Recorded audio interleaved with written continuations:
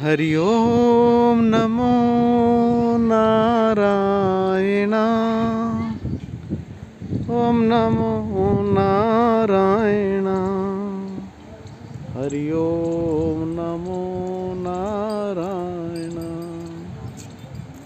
हरि ओम नमो नारायण। ओम नमो नारायण।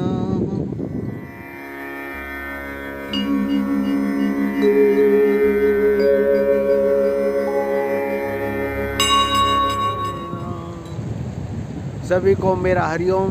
मैं गंगा जी के तट से सभी भक्तों के लिए प्रार्थना करता हूँ। माँ गंगा को सबको सभी की तरफ से नमस्कार भी करता हूँ।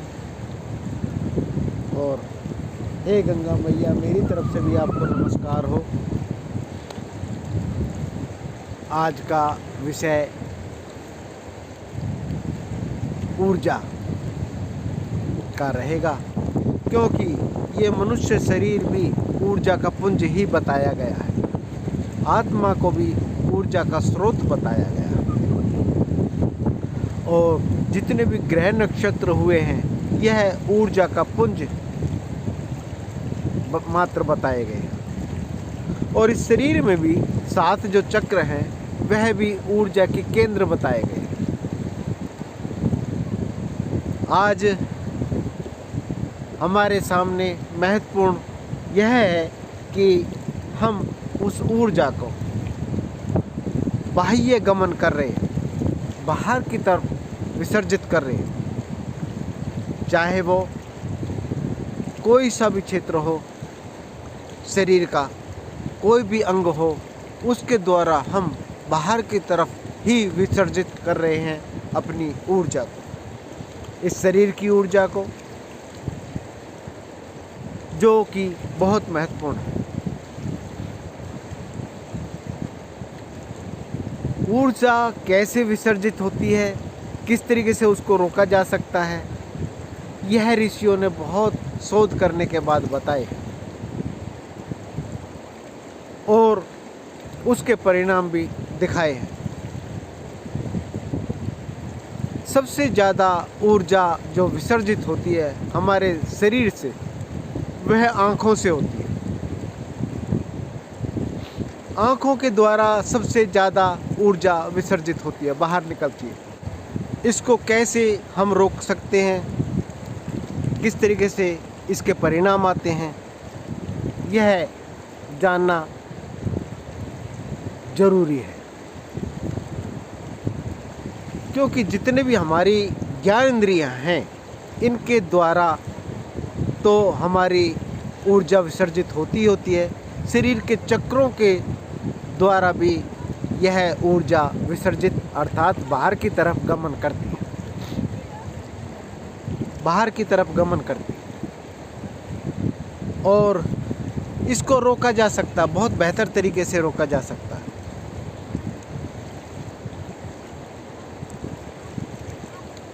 आँखों से भी इसको रोका जा सकता है।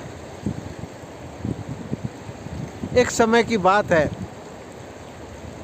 किसी इंटरव्यू के दौरान मुझे अपनी फ़ोटो देनी पड़ गई, तो उन्होंने कहा दोबारा से फ़ोटो खिंचवा के आइए। मैंने फिर से फ़ोटो खिंचवाई और फिर दी। उन्होंने फिर से कहा, हमारे मित्र थे, जानने वाले मित्र, क्या परिवार के ही मेंबर थे।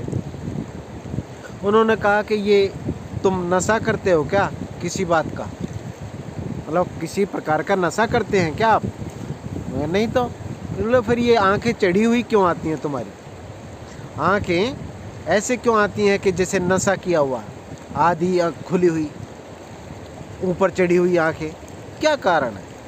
मगर मुझे नहीं मालूम, सच में ही मुझे नहीं मालूम था।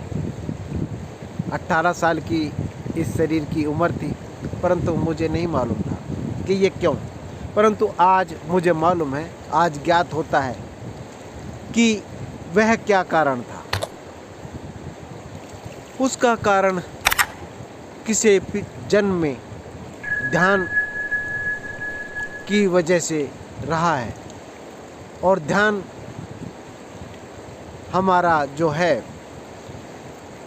किसी चक्र पे अगर केंद्रित होता है तो फिर यह ध्यान रुक ही जाता है, एक जगह रुका रहता है, और फिर शरीर छूटने के पश्चात भी उस चक्र का ध्यान रहता है और दूसरे शरीर में भी यह यात्रा आरंभ हो जाती है। आँखों से हम ऊर्जा को कैसे रोक सकते हैं, आज का विषय यही रहेगा। इसको रोकने का तरीका सबसे ज़्यादा महत्वपूर्ण ये होता है कि ज़्यादा से ज़्यादा आँखों को बंद करके रखें। आँखों को जितना बंद करके रखेंगे हम, उतना ही ये ऊर्जा रुकी रहेगी और इसको दूसरे तरीके से भी हम ली जा सकती है। इसकी अवस्था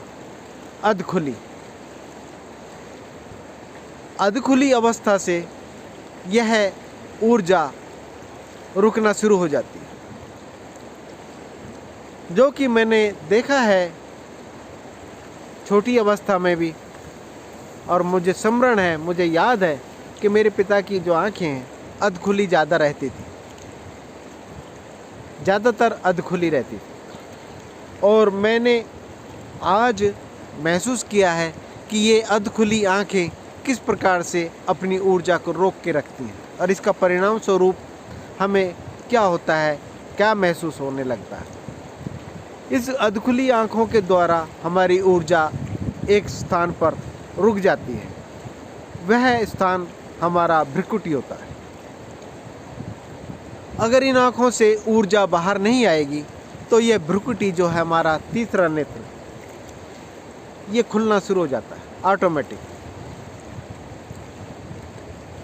असल में तो यह खुला होता है, परंतु हम उसका उपयोग नहीं करते और ये आर पार होता है, या मस्तिष्क के पीछे भी आर पार होता है। इसको समझ लेना ज़्यादा ज़रूरी इसलिए है कि यह ज्ञान का क्षेत्र है। वो कहते हैं ना, भगवान शिव के 3 नेत्र थे। वो 3 नेत्र कौन से थे वह ये जान लें कि असल में ये जो नेत्र है ये भ्रुकुटी वाला था। और भ्रुकुटी में जो भ्रुकुटी वाले इस क्षेत्र में जब हम भगवान शिव का नेत्र दिखाते हैं तो इसका मतलब ये नहीं है कि वहीं पे वो नेत्र सीमित हो गया। वो नेत्र सभी के पास है, क्योंकि जब शिवो हम कहते हैं तो शिव ही मैं हूँ, तो शिव मैं हूँ, तो इसमें भी यह ऊर्जा का एक नेत्र है। और कहा जाता है कि भगवान शिव का जो तीसरा नेत्र खुलता था तो अब सब कुछ भस्म हो जाता था, अर्थात अज्ञानता भस्म हो जाती थी और ज्ञान अग्नि प्रज्वलित होने से सब चीज़ों का ज्ञान हो जाता था। यह सभी के साथ होता है, हमारे साथ, आपके साथ, सभी के साथ हो सकता है। भ्रुकुटी में ध्यान करने से ऊर्जा केंद्र भ्रुकुटी बन जाती है और ये हमारी ऊर्जा जो है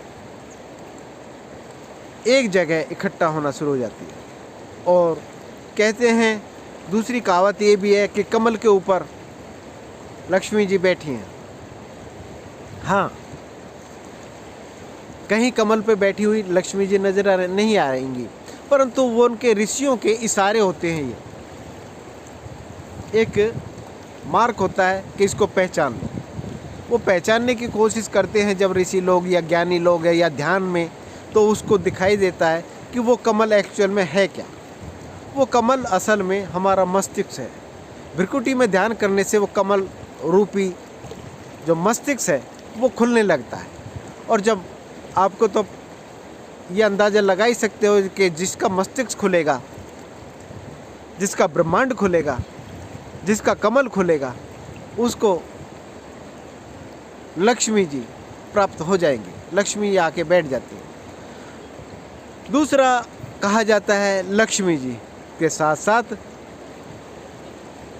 सरस्वती और श्री गणेश। तो इसमें गणेश जी की भी एक उपाधि होती है। गणेश जी का मतलब ये है कि आपका स्वर कौन सा चल रहा है।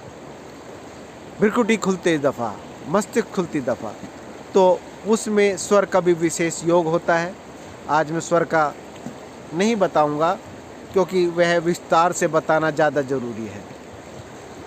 सरस्वती का बताना मैं इसलिए उचित समझता हूँ कि सरस्वती के बगैर कुछ भी उपलब्ध नहीं है, अर्थात ज्ञान के बगैर कुछ भी उपलब्ध नहीं है। क्योंकि मैंने भी देखा है, मैं 20 साल की अवस्था में ध्यान में उतर गया था और ध्यान में कुछ ऐसी चीज़ें दिखाई दी थी जो मैं घबराहट से और बहुत ज़्यादा उस की प्राप्ति के कारण मैं एकदम से पीछे हट गया और वो उपलब्धि वहीं की वहीं रुक गई, वो नहीं हो पाई पूरी। अगर मुझे ज्ञान होता, सरस्वती होती, भ्रिकुटी खुल चुकी होती, मस्तिष्क खुल चुका होता, तो फिर मैं उस ज्ञान को प्राप्त कर चुका होता और मैं घबराहट जो है वो नहीं होती। इसलिए सरस्वती जो है अपने आप प्राप्त हो जाती है जब हम भ्रिकुटी में ध्यान करते हैं, अर्थात ज्ञान की उत्पत्ति हो जाती है, ज्ञान नेत्र खुल जाता है। इसलिए कोशिश करके देखो, आप आजमा के देखो, जब आप सफ़र करते हो तो कुछ ना कुछ देखते रहते हो, कुछ ना कुछ। जब फ्लाइट में सफ़र कर रहे हो या ट्रेन में सफ़र कर रहे हो, गाड़ी में सफ़र कर रहे हो, कुछ ना कुछ देखते रहते हो तो थकावट ज़्यादा हो जाती है। अगर वो आँखों पे कोई पट्टी रख ली जाए या आँख बंद कर ली जाए तो आपको थकावट नहीं होगी। इसीलिए ज़्यादा से ज़्यादा मरीज़ को कम से कम लोगों से मिलने की इजाज़त परमिशन देते हैं डॉक्टर। इसलिए कम से कम लोगों से मिलने की परमिशन मिलती है कि इनको थकावट ना हो और ऊर्जा बचा के रखें जो इसके ठीक होने में काम आएगी।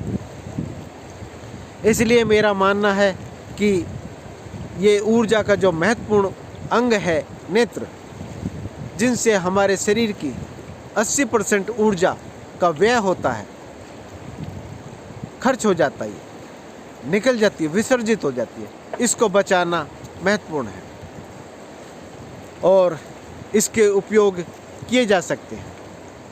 इससे फ़ायदा क्या होगा यह मैं आपको बतलाता हूँ। इससे फ़ायदा यह हो सकता है कि जैसे कोरोना काल में लोग बाग घबरा गए थे, डर गए थे और इतने विचलित हो गए थे कि जिस कारण लोगों ने अपने शरीर को छोड़ के बहिर्गमन कर दिया। अब वो क्या आपको लगता है कोरोना के बाद कोई बीमारी नहीं आएगी? क्या और बीमारी नहीं है? और भी बीमारी है। इन बीमारियों से लड़ने में सक्षम हो जाता है यह शरीर।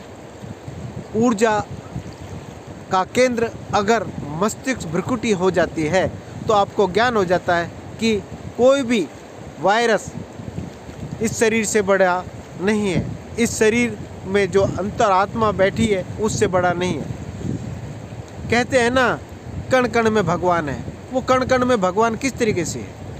एक सिलिकॉन का टुकड़ा लो, कुछ भी कोई उठा लो, उसके अंदर भी कण है और वो उसमें एटॉमिक ऊर्जा है। वो एटॉमिक ऊर्जा एक्चुअल में है क्या? ईश्वर की ईश्वरीय शक्ति। तो वो जो ईश्वरीय शक्ति उसके अंदर है तो किसी वायरस में भी नहीं है क्या? उसमें वायरस में नहीं है, उसमें भी है। और वो हमारी गाइडेंस मान सकता है, हम गाइड कर सकते हैं उसको रोका जा सकता है, उसके परिणामों से उसको अवगत कराया जा सकता है, उसको मित्र बनाया जा सकता है। आगे जितनी भी बीमारियां हैं वो हमने खुद पैदा की हुई हैं। और मैं तो यही मानता हूं कि अगर इस सिस्टम को अगर आप जानना चाहते हैं तो भ्रिकुटी में ध्यान कीजिए, अपने आप को पहचानिए, अपनी ऊर्जा को केंद्रित कीजिए और ज्ञान की उत्पत्ति कीजिए। मस्तिष्क रूपी सरस्वती को जागृत कीजिए। यही मेरा कहना है। इसके उपाय बहुत से और भी हैं, परंतु ये उपाय सफिशेंट है, सभी के लिए है। और मैं चाहता हूँ कि इस उपाय को अपनाकर आप इसके परिणाम जानें। आगे जो परिणाम चल रहे हैं बीमारियों से लड़ने के लिए, उसके लिए तैयार रहें और आज के लिए बस इतना ही। हरिओम हरिओम। गंगा मैया को फिर से आप लोगों की तरफ से नमस्कार। जय माँ गंगे, मेरी तरफ से भी नमस्कार। हे माँ गंगे, जय माँ गंगे, हरिओम।